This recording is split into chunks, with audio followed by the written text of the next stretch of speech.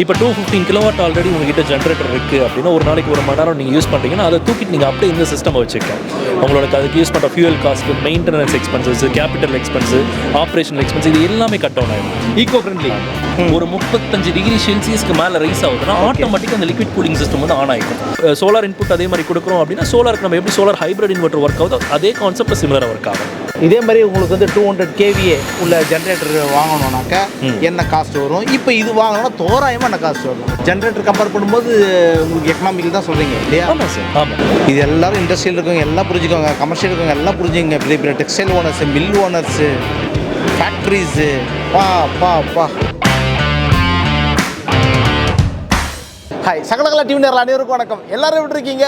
நான் சூப்பராக இருக்கேங்க சார். வணக்கம் சார். வணக்கம் சார். உங்கள் சப்ஸ்கிரைபர்ஸ்க்கு வணக்கம். வணக்கம். அருமை சார். ஒரு டீசல் ஜென்ரேட்டருக்கு ஒரு 1500 KVA இருக்கக்கூடிய டீசல் ஜென்ரேட்டரை ரீப்ளேஸ் பண்ணி ஒரு 1.2 மெகாவாட் நம்ம போடுறோம் அப்படின்னா என்ன காஸ்ட் சேவிங்ஸ்ன்றது நம்ம இதில் பார்க்கலாம். இதுதான் அந்த பெரிய 215 கிலோவாட். ஆமாம் சார். கரெக்டாக sir. Best system, battery energy storage system.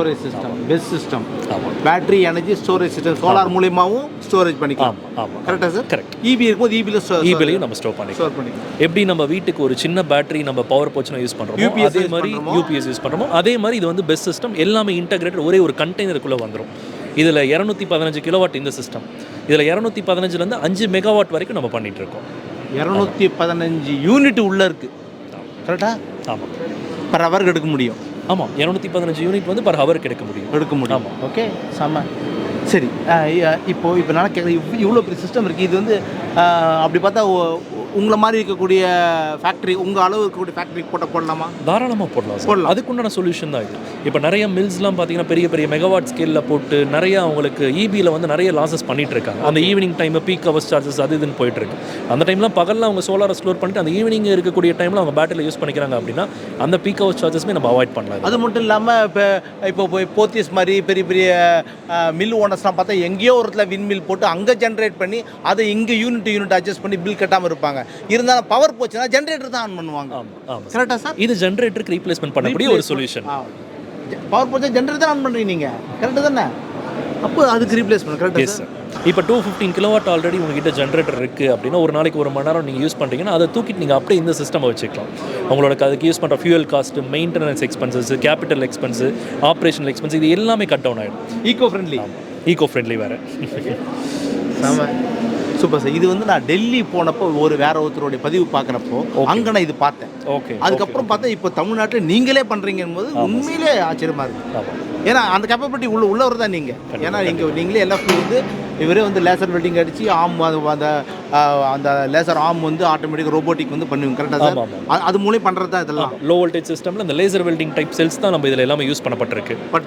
இல்லையா? அதில் யூஸ் பண்ணுற அதே சிஸ்டம் பிரிஸ்மாட்டிக். இதில் இருக்கிறது பார்த்தீங்கன்னா 280H செல். சிங்கிள் செல் பார்த்தீங்கன்னா 280H இருக்கும். இது நான் ஓப்பன் பண்ணி காட்டுங்களேன். இது சிஸ்டம். ஓகே.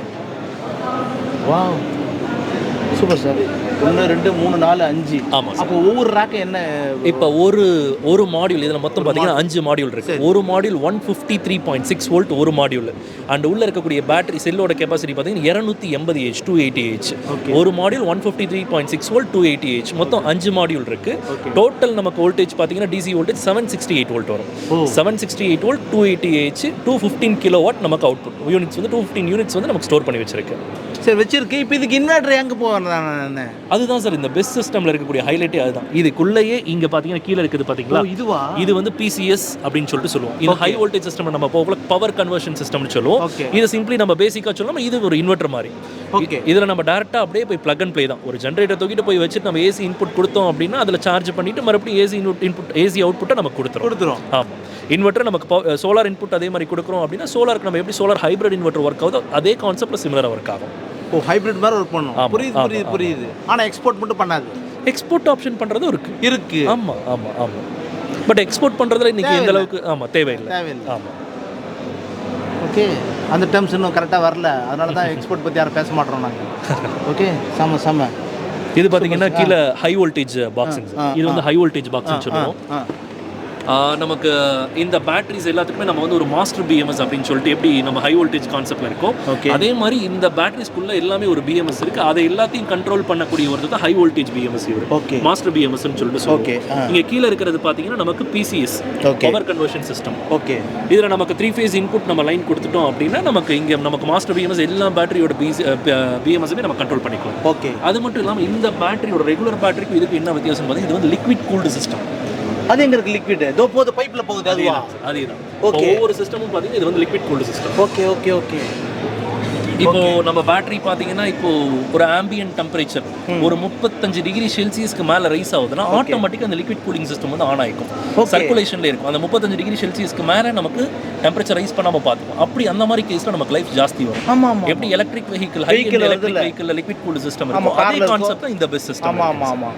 கார்ல இருக்கு இல்லையா, அதே போல தான். Same similar concept. எப்படி சார்ஜிங் பண்ணும்போது ஆட்டோமேட்டிக்கா கூலண்ட் ஆன் ஆகுது, அதே போல தான். அதேதான் similar concept. Very good super super. அது மட்டும் இல்லாம இதுல நமக்கு ஃபயர் சேஃப்டிக்கு உண்டான எல்லா விஷயமும் இருக்கு. இங்க பாத்தீங்கன்னா இது வந்து தெர்மல் சென்சார், நமக்கு ஃபயர் சென்சார் இந்த இடத்துல இருக்கு. இது இங்க பாத்தீங்கன்னா ஓகே இங்க பாத்தீங்கன்னா ஏரோசோல் நமக்கு ஃபயர் எக்ஸ்டிங்விஷரும் நமக்கு இருக்கு. ஒருவேளை ஏதாவது நம்ம ஒரு ஃபயர் ஏதாவது டிடெக்ட் ஆகுது அப்படின்னா ஏரோசோல் ஆட்டோமேட்டிக்கா நமக்கு வந்து ஓப்பன் ஆயிட்டு நமக்கு வந்து ஆக்சிஜன் சப்ளை கண்ட்ரோல் பண்ணிடும். இந்த இடத்துல அதே மாதிரி நமக்கு ஃபயர் வராது. இதையும் தாண்டி நமக்கு பின்னாடி இன்னொரு ஒரு இன்லெட்டுமே இருக்கு, நமக்கு வாட்டர் இன்லெட்டுமே இருக்கு. ஓகே, சேஃப்டிக்கு அடிஷனல் சேஃப்டி, ஃபயர் சர்வீஸ் உள்ள கொடுக்கிறதுக்காக. ஆமா ஆமா எக்ஸாக்ட்லி. சரி சரி ஓகே. இந்த நாம்ஸ்லாம் இருக்கணும் கரெக்ட், ஆஸ் பர் ஸ்டாண்டர்ட் இருக்கணும்ல, ஹையர் கெப்பாசிட்டி இல்லை. அண்ட் இந்த செல்ஸ் இதுக்குள்ளே இருக்கக்கூடிய செல்ஸ் தான் பார்த்தீங்கன்னா நம்ம ரெகுலர் லோ வோல்டேஜ் பண்ணலாம். இதெல்லாம் 6000 சைக்கிள்ஸ் இருக்கக்கூடிய செல்ஸ். நார்மலாக 3000 சைக்கிள்ஸ் தான். ஆமாம் ஆமாம், இது வந்து 6000 சைக்கிள்ஸ் இருக்கக்கூடிய செல்ஸ். அதனால தான் நமக்கு சோலார் வந்து daily charging and discharging operation இருந்தாலுமே இது வந்து 10 to 15 இயர்ஸ் லைஃப் வந்து கொடுக்கும். ஓகே, ஆமாம்.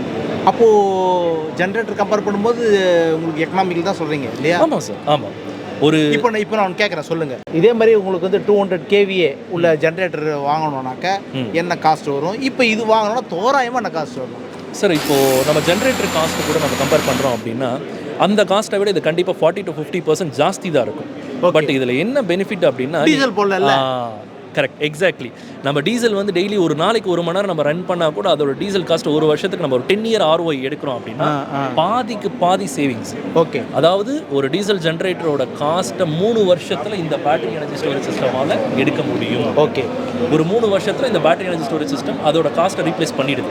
அதுக்கு மேலே பார்த்தீங்கன்னா நீங்கள் அந்த ஒரு யூனிட்டுக்கு அப்படின்னு எடுத்துட்டீங்க அப்படின்னா ஒரு டீசல் ஜென்ரேட்டரில் உங்களுக்கு ப்ரொடியூஸ் ஆகுது ஒரு யூனிட் 24 ரூபாய் நமக்கு சார்ஜ் ஆகுது. இதே இடத்துல வந்து நமக்கு 8 ரூபாய் தான். அதாவது டோட்டல் சிஸ்டமோட காஸ்ட் நான் டிவைடட் பை 10 இயர்ஸ்க்கு நான் சொல்கிறேன். அப்படி பிரிச்சுட்டீங்க. ஆமாம், ஓகே. இப்போ இதில் ஒரு டீசல் ஜென்ரேட்டர் 1.5 KVA, அதாவது 1500 KVA, அந்த டிஜியோட இது இனிஷியல் காஸ்ட் பார்த்தீங்கன்னா ஒரு 70 லட்சம் ரூபாய் நமக்கு வரும். அவ்வளோ வருது? 70 லட்சம் ரூபா வரும். சரி, 1500 KVA. ஓகே, இதுக்கு வந்து ஒரு நாளைக்கு ஒரு இண்டஸ்ட்ரியில் 1 மணி நேரம் அதை ரன் பண்ணுறாங்க அப்படின்னா 300 லிட்டர், 1 மணி நேரத்துக்கு 300 லிட்டர் வந்து நமக்கு இது டீசல் கன்சம்ஷன் ஆகுது.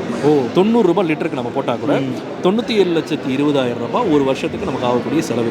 ஓகே, இதில் அப்போ மெயின்டெனன்ஸ் பார்த்தீங்கன்னா ஒரு வருஷத்துக்கு அப்ராக்சிமேட்டாக 2 லட்சம் ரூபாய். இதில் ஜென்ரேட்டர் வச்சுன்னு தெரியும் இது மிச்சம் இன்னும் ஜாஸ்தி தான் ஆகும். அப்போ நம்ம டோட்டல் 10 வருஷத்துக்கு இதே நான் காஸ்ட் எடுக்கிறேன் அப்படின்னா 10,44 லட்ச ரூபா operational expense, capital expense, miscellaneous இதெல்லாம் சேர்த்து. ஓகே, இப்போ இதே இடத்துல நான் என்ன பண்ணுறேன்னா நம்மளுடைய பெஸ் சிஸ்டம் நான் ரீப்ளேஸ் பண்ணுறேன். ஓகே, ஒரு பெஸ் சிஸ்டமுக்கு ஒரு அப்ராக்சிமேட் காஸ்ட் வந்து ஒரு 1.2 crore ப்ளஸ் பிசிஎஸ் 60 lakhs. இன்னைக்கு கரண்ட் காஸ்ட் பார்த்தீங்கன்னா ஒரு 1.5 crores அப்ராக்சிமேட் காஸ்ட். இப்போ அதுக்கு பார்த்தீங்கன்னா நமக்கு அதை விட நமக்கு ப்ரைஸ் கூட தான் வருது. இப்போ இதுக்கு வந்து ஆனுவல் எலக்ட்ரிசிட்டி காஸ்ட் அப்படின்னு எடுத்துட்டீங்க அப்படின்னா 39,74,000 ரூபாய். அதாவது ஒரு யூனிட்டுக்கு வந்து 8 ரூபாய் நம்ம போடக்கூடாது. இதுக்கு இன்சூரன்ஸ் பெஸ்ஸுக்கு 10 வருஷம் இன்சூரன்ஸ் காஸ்ட் நம்ம போடுறோம் அப்படின்னா 2,16,000 ரூபாய். அது வேற பண்ணுமா? இன்சூரன்ஸ் போட்டோம்னா பெட்டர் பெஸ்ட் தானே? ஆமா, பெஸ்ட். அந்த சொல்லி நம்ம இது அந்த இதில் அந்த பெனிஃபிட்டுமே நமக்கு இருக்கு. சரி, அப்போ 10 வருஷத்துக்கு இதோட ஓவரால் அதே சிமிலர் திங் நம்ம கால்குலேஷன் பண்ணுறோம்னா 5,92,44,000 ரூபாய் operational expense, capital expense, miscellaneous. அப்போ இதே இடத்துல ஒரு கம்பேரிஷன் ஒரு பெஸ்ட் சிஸ்டம்க்கு 10 வருஷம் ROI 10,44,00,000 வச்சு வருதுன்னா இங்கே 5,92,44,000 ரூபாய். அதுதான் நம்ம யூனிட்டுக்கு முன்னே வந்து கால்குலேஷன் சொல்லியிருந்தது 24.19, இங்கே வந்து 13.58. இது சோலார் போடாமல் வெறும் அவங்க டீசல் ஜென்ரேட்டர் ரீப்ளேஸ்மெண்ட் பண்ணுறதுக்கு இந்த அவங்களுக்கு பெனிஃபிட். இண்டஸ்ட்ரியல் அப்ளிகேஷன்லாம் ஹெவியாக ஆம்ஸ் எடுப்பாங்கல்ல, மிஷினரிலாம் பயங்கரமாக இருக்கும்ல, வெல்டிங்லாம் யூஸ் பண்ணுவாங்க. கரெக்டாக சார்? ஆமாம், கரெக்ட். அந்த அளவுக்கு மேலே அதுக்கேற்ற மாதிரி நீங்கள் மெகாவாட்டில் மேலே வந்து பிளான்ட் போட்டுட்டிங்கன்னா அது பக்காவாக சப்போர்ட் பண்ணும். ஸோ பேட்டரிலேருந்து எடுக்கிறத கொஞ்சம் கம்மி பண்ணிக்கும். புரியுது? 50+50 50னா நல்ல லைஃப் வரும். அது மேலே 25% தான் ப்ரொடெக்ஷன் இருக்குன்னா கீழே பேட்டரியில் தான் எடுக்கும். கரெக்டாக சார்? மீது இபியில் தான் எடுக்கும். அது வேஸ்ட்டு. அதுக்கேற்ற மாதிரி போடுறப்ப சார்கிட்ட நீங்கள் ஒப்பீனியன் கேட்டிங்கன்னா இவங்க டெக்னிக்கல் டீம் எவ்வளோ போடணுன்றது இப்போ இது வந்து உங்களுக்கு 215 கிலோவாட் இருக்குனாக்கா நீங்கள் வந்து 300 கிலோவாட் போட்டுருங்க சோலார். கரெக்டாக சார்? போட்டு இடம் மேலே போட்டுருங்க. அப்போ தான் சப்போர்ட் பண்ணும். கரெக்டாக சார்? ரைட். ஏன்னா பாசிங் க்ளவுட்லாம் இருக்குது, மற்றதெல்லாம் இருக்குது, உங்களுடைய எடுக்கக்கூடிய அவுட்புட் இருக்குது.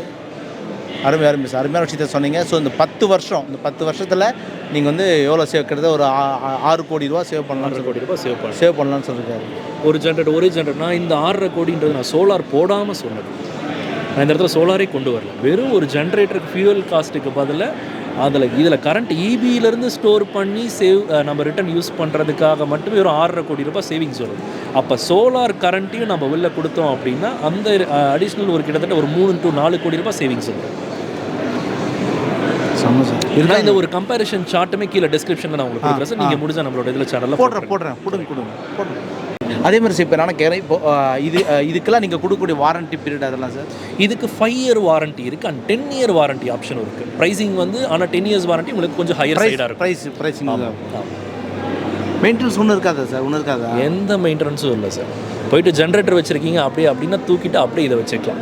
இதில் நம்மக்கிட்ட 5 மெகாவாட் சொல்யூஷன் வரைக்கும். இது வந்து 215 கிலோவாட், அடுத்து 261 கிலோவாட் இருக்குது, இதுக்கு அடுத்து 1.2 மெகாவாட் இருக்குது, 2.5 மெகாவாட் இருக்குது, அடுத்து 5 மெகாவாட் சொல்யூஷன். ஆமாம், இதே மாதிரி பெரிய கண்டெய்னர், ஃபுல் கண்டெய்னர். ஆமாம், ஷிஃப்ட் ஆகிற கண்டெய்னர் மாதிரி இருக்கும். ஆமாம், 20 ஃபீட் கண்டெய்னர். ஆமாம், 40 ஃபீட் கண்டெய்னர் மாதிரி. Okay, super. அப்படி இருக்கும்போது அதுக்கு வந்து கூலிங் சிஸ்டத்துக்குள்ளே ஏசியில் வந்துடும். சேம் இதே கான்செப்டில் லிக்விட் கூல்டு சிஸ்டமும் இருக்குது. நமக்கு பெரிய சொல்யூஷன். ஆமாம், ஏர் கண்டிஷனரும் வருது நமக்கு அதில். எஸ், இதுக்கு வராது, தேவையில்லை. அதுவும் உங்களுக்கு 5 மெகாவாட்டுக்குமே ஏர் கண்டிஷனர் தேவை கிடையாது. லிக்விட் கூல்டு சிஸ்டமே போதுமானதுங்க சார். ஏன்னா 35 டிகிரி ரீச் பண்ணோன்னா ஆட்டோமேட்டிக்காக உங்களுக்கு கூலிங் பம்ப் ஆன் ஆகிடுது இல்லை? ஆமாம். Right, super. சரி. இதில் இருக்கக்கூடிய லிக்விட்லாம் பார்த்தீங்கன்னா எத்திலீன் கிளைகால். ஓகே, ஆமாம். ஹாஃப் ஆஃப் த இது வந்து நமக்கு பார்த்தீங்கன்னா அதில் சர்க்குலேஷன்லேயே நமக்கு இருக்கும். ஓகே, நல்ல அப்டேட் பஸ்ஸு. நீங்கள் வந்து ஒரு பெரிய நிறுவனமாக இருக்கீங்க, ஃபேக்ட்ரி இருக்கீங்க, ஜென்ரேட்டர் ரிப்பேராக இருக்குது, அது திருப்பி புதுசாக போடணும்னு நினைக்கிறீங்க அப்படின்னா மாற்று இதெல்லாம் புரிஞ்சுக்கோங்க. ஒரே ஒரு தடவை இன்வெஸ்ட்மெண்ட், இதுக்காக ஒரு கேபிட்டல் இன்வெஸ்ட்மெண்ட் வைப்பீங்க. ஜென்செட்டுன்னு வைப்பீங்க. கரெக்டாக சோலாருக்குன்னு ஒன்று வைப்பீங்க, போட்டுருங்க. சோலார் ப்ளஸ் இதோடு சேர்த்து போட்டிங்கன்னா இல்லை, ஒரே ஒரு தடவை. கரெக்டாக சார்? கரெக்ட். ஒரே ஒரு முறை ஃபிட் பண்ண போகிறீங்க, அவ்வளோதான். ஒன்றோட முழுக்க இயங்க போகுது. கரண்ட் பில் வாழ முழுக்க கட்டவே வேண்டாம். இபி சும்மா ஒரு பேருக்கு வச்சுக்கிட்டா போகிறோம், மினிமம் ஸ்லாப் மட்டும் கட்டினா போகும். கரெக்ட். அருமை, சூப்பரான விஷயம் சொல்லியிருக்கீங்க சார். டார்க் எனர்ஜி கீழே நம்பர் போயிட்டுருக்குல்ல, நம்பர் தான் சாரை கூப்பிடுங்க. இவங்களை ரொம்ப ஸ்ட்ராங்கான டெக்னிக்கல் பர்சன் சார், சாதாரணம் கிடையாது. ஸோ அதனால தான் இவ்வளோ நாலேஜ் இத்தனை 3-4 வருஷத்தில் எனக்கு தெரிஞ்சு நல்ல அபரிவிதமான வளர்ச்சி. நிறைய மார்க்கெட்டிங் டீம் ஆகட்டும், டெக்னிக்கல் டீம் ஆகட்டும் ஃப்ரெஷ்ஷாக எடுப்பார். நல்ல இன்னொரு விஷயம் என்னென்னா உங்களோட சப்ஸ்கிரைபர்ஸ் கொடுத்த சப்போர்ட் ஆதரவு இதில் ரொம்ப முக்கியமான விஷயம் நான் ஹைலைட் பண்ணி ஆகணும். Thank you sir. நம்ம சப்ஸ்கிரைபர்ஸ் எல்லாருமே இந்த நேரத்தில் நான் தேங்க்ஸ் சொல்லிக்கிறேன். ஸோ இது நீங்கள் கரெக்டான பர்சன். இவங்களாம் இத்தனை வருஷமாக நான் ட்ராவல் பண்ணி வந்து கிட்டேருந்து வளர்ந்து வரப்போ நான் பார்த்துட்ருக்கேன் நான். ஸோ உங்கள் ஆர்டர்ஸ் நீங்கள் பண்ணணுன்னா தைரியமாக கொடுக்கலாம். நீங்கள் டேரெக்டாக சாரோட ஃபேக்ட்ரி வந்து தருமபுரியில் இருக்குது, டார்க் எனர்ஜி மார்க்கெட்டிங் ஆஃபீஸ் இருக்குது, தமிழ்நாடு முழுக்க நெட்வொர்க் இருக்குது இவங்களுக்கு. சின்ன டீலர்ஸ் உட்பட எல்லாமே இருக்காங்க. இது பார்த்தா 400 hours புதுசாக இப்போது இந்த ஸ்டால் இப்போ தான் லான்ச் பண்ணியிருக்காங்க. இப்போ இதோட ப்ரைஸ் தெரிஞ்சு ஒரு 30,000 29-30,000 விற்றுட்ருக்காங்க. அவங்க எம்ஆர்பி விற்றுட்ருக்காங்க. அது தெரிஞ்சு ஒரு 20,000 விற்கணும்.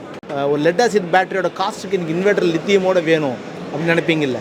6 ஃபேன் 8 டியூப்லைட்டு போட்டுக்கலாம். அதெல்லாம் வேண்டாம் அப்படின்னாக்கா நீங்கள் வந்து ஒரு சிஸ்டம் யூஸ் பண்ணலாம், இல்லை லேப்டாப் யூஸ் பண்ணலாம். ஒர்க் ஃப்ரம் ஹோம் இருக்கிறவங்களுக்கு ரொம்ப யூஸ்ஃபுல்லாக இருக்கும். இது வந்து என் வீட்டில் போட்டிருப்பேன், பார்த்துருப்பீங்க. 1 கிலோவாட் கரெக்டாக இண்டஸ்ட்ரியில் ஓடிட்டு நல்லா இருக்குது. ஓகே, இது பார்த்தா 400 hours புதுசாக இப்போது இந்த ஸ்டால் இப்போ தான் லான்ச் பண்ணியிருக்காங்க. Okay, inbuilt பேட்டரியோட.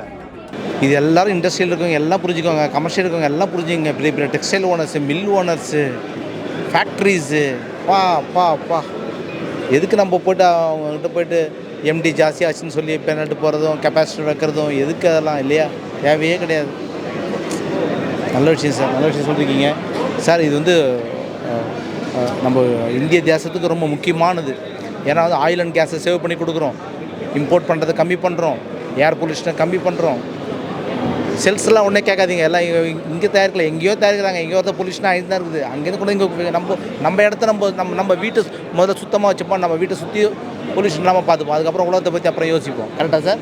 இருக்குது. நமக்கு ஜென்ரேட்டர் ஆர் எக்ஸிஸ்டிங் இருக்கக்கூடிய அந்த தெர்மல் இதில் நமக்கு ப்ரொடக்ஷன் பண்ணுற அந்த பொல்யூஷனை விட நமக்கு இது வந்து எவ்வளோ பெட்டர் சார். பெட்டர்.